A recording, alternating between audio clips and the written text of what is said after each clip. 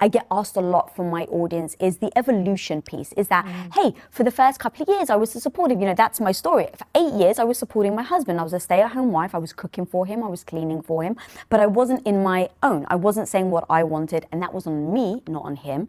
But I was profoundly unhappy. I didn't enjoy providing for him food, and that wasn't my love language, or it wasn't his. It was his, but it wasn't mine. So I wasn't finding any satisfaction, and instead I was just becoming more and more unhappy and miserable. And it was hard for me to get out of that, to speak up and say, hey, I'm not living the life I actually want. And so in what you're saying, there's this evolution piece of I used to be this, or I used to show up like this, and now I'm transitioning.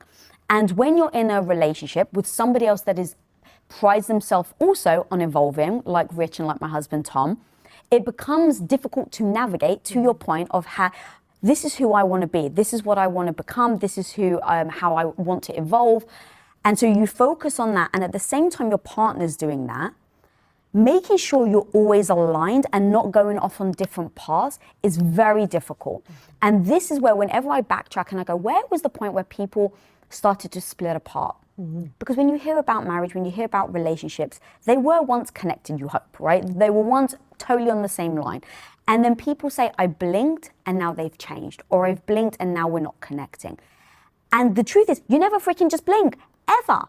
So what happens in that blinking moment that we're not paying attention to, that then takes our drive and our want to be an independent woman, a badass, an entrepreneur, these are the words that I like to use, where you've created this Shrimu, which is amazing, which we're definitely going to go into, but you've poured your heart and soul into this product, and it's succeeding, and it's freaking blowing up, and now people are knowing who you are more and more. And Rich is on his path. So I know you said this is actually a difficult moment. What are you guys doing, if you don't mind sharing some of those things? Because I never want someone to go, I have to choose between my independence, my career, my life, and my relationship.